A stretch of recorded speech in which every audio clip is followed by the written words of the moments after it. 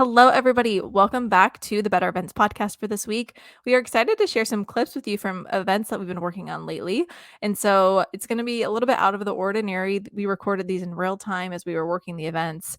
And so you'll get to hear kind of a little inside peek, I guess, into our event days.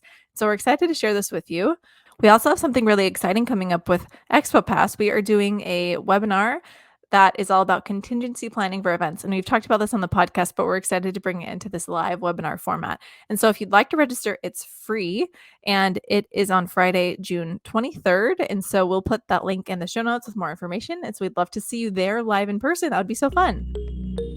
Welcome to the Better Events Podcast. Join two event strategists, Logan Clements and Mary Davidson, who believe we can all create, host, and attend better events. In this podcast, you will learn about event strategy and actions that you can use today as an event host, planner, or manager. Hear directly from the people who are creating innovative and inspiring events today and tomorrow, and grow your business along the way. Now, let's get started, and thanks for listening to the Better Events Podcast. So friends, like Mary mentioned, we are doing things a little bit different this week. So you're going to hear Mary and my voices, not together, but separate at different points in this episode. We bring you along in our pockets, in our phones while we've been on site, and we'll share kind of clips here and there, recaps a little bit about what kind of events that Mary and I have both been up to. I will give you a little bit of a warning. Our audio quality differs at some times. You can hear one of my clips. I am in a loud ballroom where there's things happening around me. So just be aware that we're trying to capture these in real time. So the audio quality is going to be a little different than maybe what you're used to at our episodes, but it's really, really fun. I have enjoyed getting to hear Mary's clips on site. I know she's loving the clips that I've had, but this is just to give you a little bit of insight because on this podcast, I think it's so important that we are sharing with you our experiences because so much of the event industry is by learning by doing or learning by how others are doing.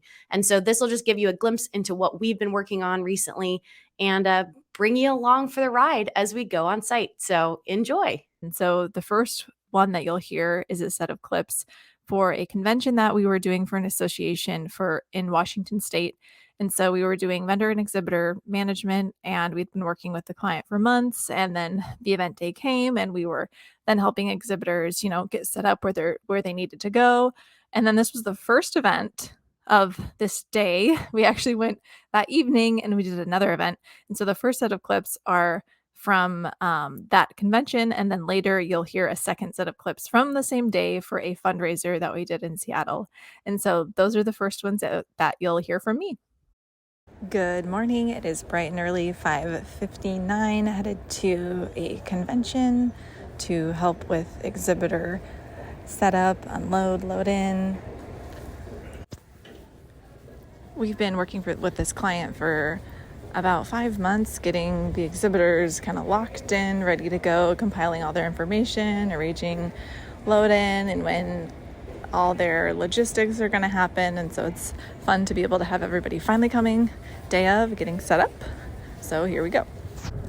Today is a crazy day. So we just finished up with the exhibitors. We made sure that they were all squared away, checked in with them, gave them copies of the agenda, told them about passport processes for attendees so they could visit their booths and all the things. We made sure that all 40 of them were set and ready to go. And then we left because it's time to make our way to another event. This is a double event booked today. So here we go on to the next one.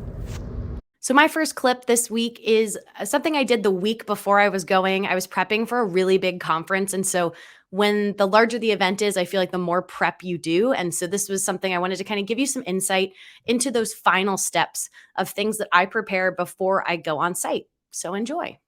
Hey friends, Logan here. And I'm in the throes of prepping for a big corporate conference next week that I am the general session producer for. So I am helping prep for the general sessions, like the big room where all the main sessions happen. And this is for a client that I'm going to refer to. This is just M's conference. M is, my co-host Mary. It's not her conference, but that's just how I usually allude to folks who I'm, not fully allowed to talk about exactly who they are. So I'm prepping for M's conference in Las Vegas next week. And just to give you an insight into kind of what my process is, this week has been filled with a lot of meetings just to do final checks, a lot of reviewing show flows We did a whole episode talking about run of shows, another word. And with this project, we're calling them show flow. So, but it's exactly like our production run a show of what's happening minute by minute. And one of the big themes that comes up, and I want to encourage you as a listener, if you're not doing this the week before your event, and this applies whether you're in production or just general event management, is talking through transitions. We spend a lot of time talking about the big things that happen at events like dinner or the cocktail hour, or for me it's like playing, these big presentations our speakers are giving, or these videos.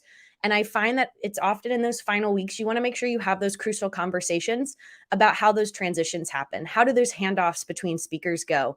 Or how do guests transition between your cocktail hour to your dinner? What music are they hearing? What's happening on stage before your presentation even starts? And just thinking through, for me again, it's a lot of like, how does the speaker get on stage? How do they get off? Do they want walk-up music? Are they going to do Q&A? Does this person who might go into the audience, do they need a microphone so that the audience can ask questions? Like those kind of little questions are what's coming up. We're also talking a lot about walk-up music, which I love. It's one of my favorite parts about events, is music. I think it's so powerful. And this is something from sports. You might remember from baseball, if you ever go watch a game, all the players have their walk-up songs. And I just think it's such a fun way in corporate events, nonprofits, other events where maybe they want to inject more fun. Music is such a powerful tool to do that. In addition to those meetings, I'm reviewing my show flows. I'm doing them minute by minute. I'm trying to catch any little mistakes or errors. If I've made a mistake in a formula here, or I just found out I had an extra 15 minutes baked into a Q&A that the session actually ended at 8:45, and that was just human error that I had mistakenly put it at going a full hour instead of 45 minutes from one sheet to another. But like, this is the week to catch those mistakes. We're also starting to talk through roles day of. Where is my client going to be sitting during their sessions? Who's going to be talking to me? And I'm relaying that information to the production team. We didn't really get into scenarios, which would be usually what I would do with some clients. I would start talking about backup plans. With this client in particular, that's something we're going to talk about on site, of just what to do if something doesn't go according to plan. I've worked with these folks before, so it's a little bit easier of a streamlined process for me. I'm not necessarily having to, start from scratch. They've worked with me before. A lot of these folks, I've seen them last year at this event. So it's just kind of rinse and repeat for certain things. And they also know and trust me already. So your process might look different if you are working with a new client where you might not have that trust built yet. And then I'd say my final step is just the little things. I'm prepping. I made a face sheet for my crew that's going to be on site next week that not just only includes our speakers. Like when I say a face sheet, it's a picture of the person, their name, title, and then I added a note about like what session that they would be important to us for. Like, are they speaking at this session? And I made one that has all of our speakers that will be in our room, also some key client contacts. And then also I put a couple of faces for folks who work for the agency, the company I'm working for on this project, just because we work with so many freelancers that they might not know who this person is who's showing up and trying to tell them what to do. So this is something, if I was on that crew, I would find really helpful. So I made that this week. And then I just got to pack. My suitcase is already starting to get full of all black clothing, show blacks, and trying to think of all my little things. I'm definitely bringing my self-care kit that I've talked about on this podcast before, because it's a 5-6 day conference. So it's going to be pretty much a marathon. Bringing my clipboard, comfy shoes, again, I have my go-to like 4 or 5 all black outfits that I know work for me. So just getting that all combined and ready to go. Double, triple, quadruple checking stuff. And then just, doing wrap-up meetings internally and kicking off with some folks we're going to see on site for the first time next week. And then those that I've been talking with already for weeks at a time, my kind of colleagues on this event. We have some huddles today, tomorrow, and then Saturday I travel. So I'm going to try to give you guys updates from the road while I'm there. But this is just a little bit about what in real time I'm actually prepping for this event I'm about to work. For this second event that we did this day, as I said, it was a fundraiser, and we've also been working with this client for months, and it's been really fun to bring this event back for them. It's an interesting event. There's a lot of like competitiveness, which is interesting in fundraising, but it's kind of purposeful. And so the community members and partners of the organization come together and they do kind of like a fundraising competition. It's pretty interesting. And so we were able to go to the venue and of course help get set up and then help manage the volunteers and get the raffles set up and work with the auctioneer, just, typical kind of fundraising stuff. But this was a really scaled back event as far as fundraising goes. And you'll hear a little bit more about it in these clips.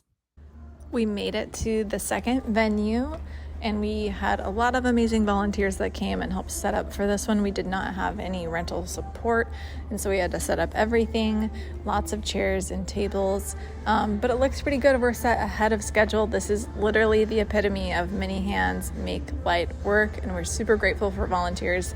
So we are set ahead of schedule. We're ready to go. We have like an hour, so let's get started.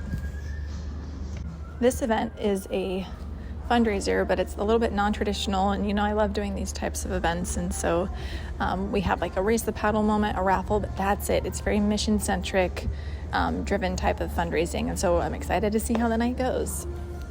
Okay, we wrapped the fundraising event, and there are definitely some wins and some lessons learned, as always in events, and we're just, really, really glad that it was a successful evening. It feels relieving, this one. Sometimes it's weird. You finish an event and you're like, well, that's it. But this one, it feels like we accomplished something together. The mission of the organization was really cool. And overall it was a good night. They did some really successful things, like in their raise the paddle, they did last paddle standing. If you know what that is, it works for some groups. It doesn't work for others, but it really worked for this one. And it was awesome and a really fun moment of the evening.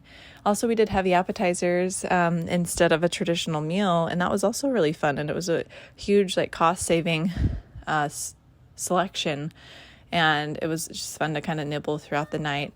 So overall, it was definitely a good night. Another, lesson learned would be more volunteers. You can just never have enough volunteers. All right, we're back to my event, and I'm prepping. This time, I am actually on site in Las Vegas, getting ready for M's conference. And I'm just going to give you a little insight into what our load-in tech day looked like. Hey there, Logan here, and I'm on site on, this is our load-in day here for M's conference that I'm prepping for this week. And we are slowly getting things kind of set up here in our general session room. I'm the general session producer, which is anything that has to do with, a general session would be like anything where everybody's coming to it, as well as one of their larger business units. So we have a bunch of our openings and things like that. And so we're getting prepped here. I've just, on my end, been running through content, so PowerPoints, videos, making sure I have the latest versions, music tracks for all those fun walk-on songs, just making sure we have the clean versions of those and finding the right moment that's going to have the most impact and clip of the song for when we should start. And just kind of triple, quadruple checking my show flow. Today is very much just like a technical internal setup. And looking forward to kind of getting rolling. We got speakers in with us tomorrow. So big goal I have here, and just any point of advice for anyone would just be to make sure you're super buttoned up and know kind of all your everything's working technically from your side, so that when you're working with presenters, you're really just rehearsing the presenter side of things. And you can hear they're turning on the hockey here in the room for while the crew takes a break. But yep, looking forward to getting after it today with our tech rehearsals. So this has been a crazy event week. So you are about to hear about the third event that we did in this event week, and this event was just it was crazy. You'll hear a little bit more about it, but this was definitely a really cool fundraiser. There was a VIP component that was either going to make or break the event, and so just lots of emotions. And it's really interesting as you listen to my voice throughout these clips, you can tell when I'm tired. So we all know events are a little bit exhausting, but this week in particular, it was just woo. There's a lot going on, but we had a really great time. So many good memories that were made. Feel free to check out our EP Events LLC Instagram if you want to see some clips. Maybe you can figure out which one of these events are. But go ahead and take a listen to this third event. All right, it's our third event this week, and I'm here with Caitlin. Hi. And we are just prepping. We're going to work on bid cards. Volunteers are arriving too, and we're excited for this one. We're excited for this week to be over, and so here we go. And then what I also want to do is invite Ben, aka Macklemore, to the stage and bring my brother Jace back as well, because we're getting ready to raise those paddles, all right? Give it up for my brothers. Let's go! 25K, hey, hey, 25K, hey, hey, 25K, hey, hey, 25. Okay. Thank you. That is Wow. Okay. Okay, that was seriously a rush. It's the day after this last event that we've had this week, and I got back at 2 a.m., so just needed to take some time, and it was a crazy event. We might have to just do like a massive podcast episode about it because we learned so much about working with VIPs, contingency planning, what you do if they might not show up, and it just was a whole ordeal. But all in all, in one way or another, it came together. We had the right people in the right places and the right roles, as Logan likes to say, and it just ended up working, and it was a great night. We got really, really positive feedback from a lot of people, and it was definitely one of those events where you're like, wow, we did that. That is crazy, and we couldn't have done it without so many people. And so it's done. I'm exhausted, but here we go on to whatever comes next, but excited to take some downtime now. I loved getting to listen to all of Mary's clips. I just think it's so interesting to hear how folks are going along. And Mary, I don't think we could hear how tired you were in your voice. You sounded like you just had a blast. And this is just so cool to think about all the different events that we've been tackling these last couple weeks and months. And I just wanted to take this time to talk about just some themes and like upcoming things that are like top of mind for me when I've been on site. And the main part for me has just been how cool it is to work with different teams. I feel like I've talked about this on the podcast, how being a freelancer and a contractor is really fun just to kind of speed date different companies and different agencies and different event teams and really just figuring out how you work with different personalities or company cultures. And the cool part about that is it teaches you a lot about yourself. You learn a lot about the processes and things that you love, and you learn about a lot of the things that can bring you struggles or stress or confusion. And that has been something we talked about in like our small business owner episode that we did recently about stuff that was top of mind. For me, it has been just reiterating over and over again how important it is to get things in writing, get expectations in writing, get payment terms in writing, get an understanding of your role and responsibilities in writing. I feel like I've had some places where like past Logan has saved my butt of current Logan because I've had something in writing that I can go back to and say, nope, we talked about this. Here's what was said, so here's our next steps forward. Or having scenarios where things come up and people are trying to figure out, okay, where did we lose?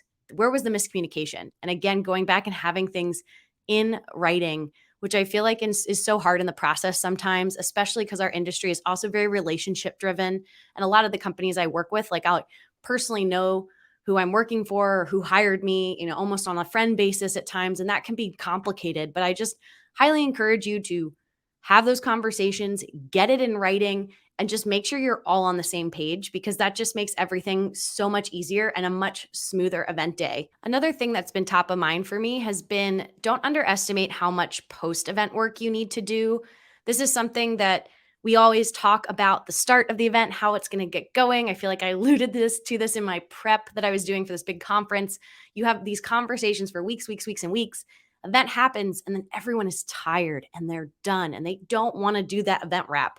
Well, I'm sitting here a couple weeks post M's conference, and I still have a stack of run of shows on my desk here because I like to jot down in real time notes, and real-time timings is so important. Please do this because it is such a lifesaver to future you next year to actually take your run of show, add a column that says real or actual time is what I write, and go in and actually like go back and type it back in. I'm also finding I had probably changes to my written run of show that I just hand wrote while we were on site. And I don't think last year me actually like put that in the final run of show. So I'm doing that as well, where I'm going through and I'm actually running, like updating where we crossed out a transitional slide or transitional moment we didn't need so that for next year, I can sit down and go, okay, here was our finalized run of show. Here's what the show we actually put up for people. And the timings are really helpful too, because you have actual data to go back to say, hey, client, we always know like Miss Smith loves to talk like a good amount of time. You're going to tell her she only has 7 minutes. We'll put 7 minutes on the speaker timer, but she actually is going to talk for 14. This is actually a scenario I talked about for another client because I had the actual numbers in my run of show that we were like, this person always speaks long. And so what we did is we didn't actually change the speaker timer time that we gave them. So we said, you have 7 minutes to talk. But in our real run of show, in terms of estimating how long the session would go till, we then bumped it up to probably closer to 10 to 12 minutes. And that was helpful because I was just emphasizing, and I say this with clients all the time, is you really do want your run of show to be as accurate as possible, not the aspirational run time for your event, what you wish it's going to end at. I mean, you can have a little bit of that in there, but it's really useless to have a run of show that says I'm ending at 9 p.m. if you really aren't going to end until 9:30. And you know that because your speakers talk for a long period of time, or it's an award show and there's a lot of unscripted moments. And that can really have a trickle down effect with some of your logistics, your food and beverage, people's just plans for the night. So the closer you can get it to like the actual runtime, the better. But to bring it back to my overarching point of making sure you have enough time for a post-event wrap, again, it really differs on the role. This is something I like to do as a producer show caller of just updating my run of shows and my run times. I do this for all my events. I have another client where we're working on wrap reports to send to sponsors because they want to know all their data and info, and the data is pretty time consuming. And so that's going to take time.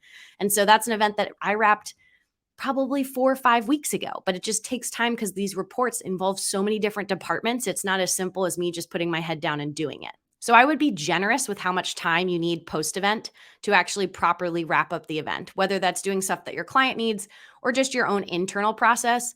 My post-event reports, I will sing their praises till, I'm blue in the face because they're so helpful for future me, even if it's not a repeat client, even if they're not sure that they're going to come back to you.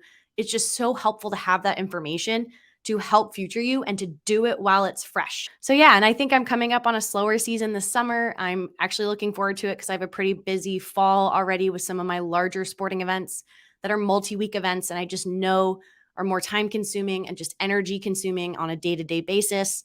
So I'm really embracing this month in July, having a little bit of a slowdown. And I'm learning it's a little bit easier for me to be busy than it is for me to not. So I'm working on that, on just relaxing and embracing the reading time, the get outside time, and just enjoying the weather that we have here in the Seattle, Pacific Northwest area in the summertime, and just taking full advantage of that. So it's a little aspirational here, but that's what I'll say I've been working on. I think that was really interesting to be able to look back and kind of listen to some of these clips and just kind of remember, I know what I was feeling at the time that I was recording them. And it really is just a snippet. As we know, events are complicated. And I found myself just working the event. And so I was like, oh, I forgot to do a recording. And so I'd have to kind of go back and kind of recap what had been going on. But, events are crazy. And now I'm at a stage where it's summer and I have a little bit less going on for fundraising events. There are really heavy seasons in the spring and in the fall. And so now it's really pretty chill and I'm grateful for it. I feel like I've kind of been waiting for just a little bit of a break. Now, that being said, there's still, work happening. We just don't have event days much this summer. And so that has been giving me the opportunity to actually reflect on events and my business and the future. So I really appreciate times like this to be able to start actually working on the business and not always in it. And so the next few months are going to be that for me. And like I said, I'm really looking forward to it. So with that in mind, we wanted to share, some things that are coming up for us, like themes that we've been experiencing lately, upcoming projects, and just stuff like that. And honestly, what has just really been resonating with me and I just cannot stop thinking about is the idea of creating events. Now, I think I've mentioned this maybe once or twice here on the podcast, but we as event professionals, a lot of us get hired to do events for people, and what a blessing that is. But I just keep thinking, what if, we do all these things for the event? What if we could make our own events? Like, we have absolutely the skills to be able to do it. Now, can we find the resources and the partners to be able to create our actual own events and be able to be creative in that way? And so this is something that I've been thinking a lot about. I like to say that when I think about like the future, I want to get to a place where I can create events. And I'd love for my team to be able to do that too, community events, maybe something that kind of travels. I love thinking about color runs or just like things that go around the US at least. And I want to think about like, what can I do that's like that? So I'm, a very entrepreneurial person. So now I'm having the opportunity to be able to think more business and crazy ideas. I have a lot of crazy ideas. Those that are close to me know that I'm always like so what if we did this? The reality is I don't act on a lot of those, but when I do, it's been fun. This is the podcast is one example. You find somebody who's just as crazy as you are. Thank you, Logan. And here we are. And so that's just what I've been kind of reflecting on a lot lately is how can I create events in the community, and what does that look like, and is it feasible, and what would it take, and what are the baby steps to get there, and when does it make sense to do so? So those are all the things that I'm reflecting on right now. It's an exciting time, just being summer, and I'm also just thinking about how can I possibly spend as much time as possible outdoors. And so um that's me. I hope that you all are doing well. It's like I said, summer can be crazy. It's either like a really busy time for some people or it's a really chill time for others. So whatever scenario or circumstance you feel like you're in, feel free to reach out and tell us about it. We really are always looking for things to talk about and content ideas and stuff like that. But in the meantime, we have lots of exciting things coming your way. And so keep listening and keep tuning in. And thank you so much for listening to what has been going on with me lately. And that brings us to the end of this week's episode. You can follow us on Facebook, Instagram, Twitter, LinkedIn at Better Events Pod. You can send us an email at bettereventspod@gmail.com, or you can connect directly with Mary and I on LinkedIn. And as always, it has been a pleasure speaking with you, and we'll be back in your feeds again next Wednesday.